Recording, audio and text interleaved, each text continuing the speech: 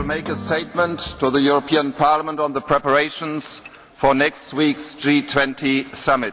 As chairman of the G20, Gordon Brown has been offering active international leadership at what is proving to be one of the most difficult times in recent history.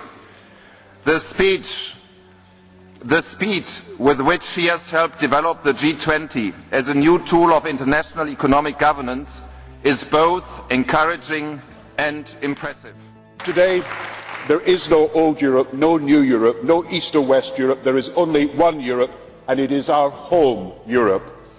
So I stand here proud to be British and proud to be European, representing a country that does not see itself as an island adrift from Europe, but as a country at the centre of Europe, not in Europe's slipstream, but in Europe's mainstream. And that is why I am also proud that by a large majority our British Parliament ratified the Lisbon Treaty.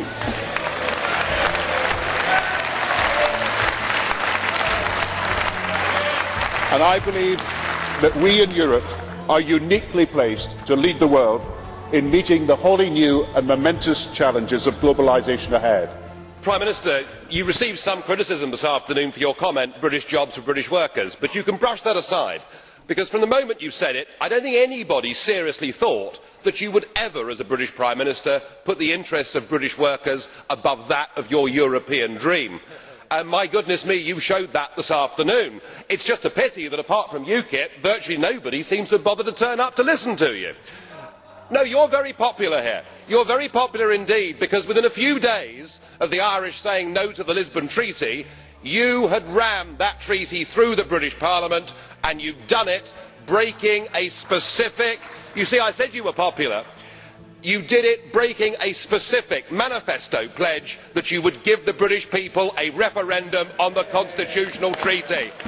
Shame on you, Prime Minister, for doing that. You have devalued democracy in our country. You have devalued the trust that voters have got in you as a British Prime Minister. But of course we know the reason why.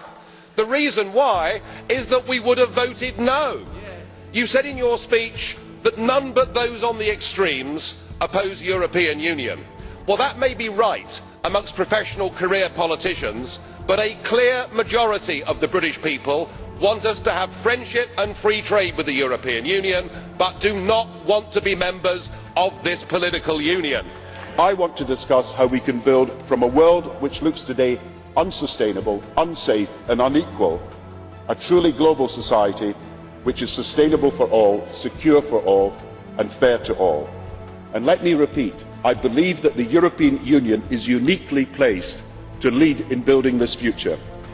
Will you now work to bring the United Kingdom into the euro in the post-recession period?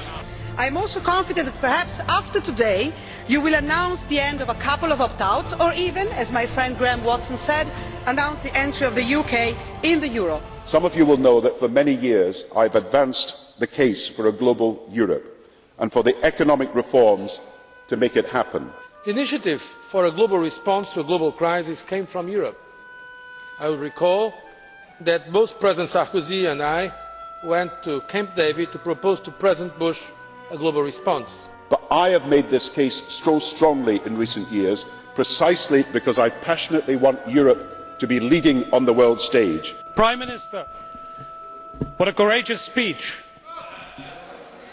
I see you've already mastered the essential craft of the European politician, namely the ability to say one thing in this chamber and a very different thing to your home electorate. You've spoken here about free trade and amen to that. Who would have guessed, listening to you just now, that you were the author of the phrase British jobs for British workers, and that you have subsidised, where you have not nationalised outright, swathes of our economy, including the car industry and many of the banks? Starting at our debate today, as we prepare for the London summit next week, I propose that we as Europe take a central role in replacing what was once called the old Washington consensus with a new and principled economic consensus for our times. You cannot continue against public opinion to build this European Union. If you do it against the will of the people, you are storing up enormous social and political problems for the future. Please, please, let the peoples of Europe decide their destiny. Don't have it done in parliaments like this and parliaments like Westminster. It won't work. I propose that Europe takes the lead in a bold plan to ensure that every continent now makes the changes in the banking system that will open the path to shared prosperity, that every country participates and cooperates in setting global standards for financial regulation, and every continent injects the resources we need to secure economic growth and jobs. We need a European Financial Services Authority. We need also to reject all forms of economic nationalism and protectionism.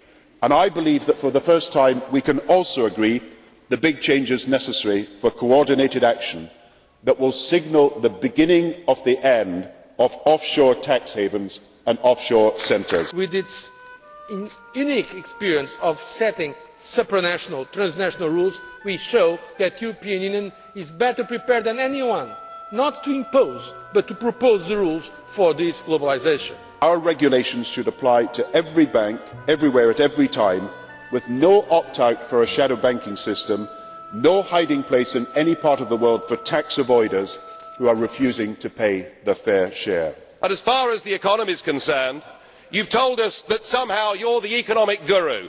You're the man that can save the world. Well, I remember very well your first big act as Chancellor when you sold 400 metric tons of gold on the world's exchanges at $275 an ounce. At today's valuation, that would be $10 billion higher. But it isn't just the fact you got it wrong, because we can all get it wrong. It was the fact that you announced in advance how much you were going to sell and on what day you were going to sell it. It was an error so basic that the average A-level economics student, even in these educationally devalued times, wouldn't have done. To add to that, you've destroyed our private pension system. You took away from the Bank of England its ability to regulate the banks and gave it to the tick-box bureaucrats at the FSA in Canary Wharf. And we haven't heard an apology. Your government has apologised for the Amritsar massacre. You've apologised for slavery. You've apologised for virtually everything. Will you please apologise for what you did as British Chancellor, and then perhaps we might just listen to you. Thank you. A new reformed International Monetary Fund in which we welcome greater representation from the emerging economies and which must have at least 500 billion of resources, twice what it has today, must be empowered to help countries that are facing a flight of capital, help them assist restructuring the capacity of the banks and enable them to restore lending to their industries. And so I want an international monetary fund that does not just react to crises, but prevents crises. And I want a World Bank that has the resources to prevent poverty and to facilitate, amidst the collapse of trade credits, the expansion of trade round the world. Perhaps you would have more moral authority in this House if your actions matched your words. Perhaps you would have more legitimacy in the councils of the world if the United Kingdom were not going into this recession in the worst condition of any G20 country. The truth, Prime Minister, is that you have run out of our money. The country as a whole is now in negative equity. Every British child is born owing around £20,000. Servicing the interest on that debt is going to cost more than educating the child. And today I want to emphasise also that Europe and America can work more closely together. I talked to President Obama yesterday about what I want to talk to you about today, about a new era of heightened cooperation between Europe and America. Now, never in recent years have we had an American leadership so keen to cooperate at all levels with Europe. The European Union is moving. We will say it loud and clear in London so that we can be working together with our partners, namely our American friends. We want the others to move along with us. We need global rules to the global economy. So starting with the EU-US summit a few days from now, when President Obama comes to Prague, we can transform that summit from just an annual meeting into an unstoppable progressive partnership to secure the global change that the world now needs. Prime Minister, you cannot carry on forever squeezing the productive bit of the economy in order to fund an unprecedented engorgement of the unproductive bit. You cannot spend your way out of recession or borrow your way out of debt.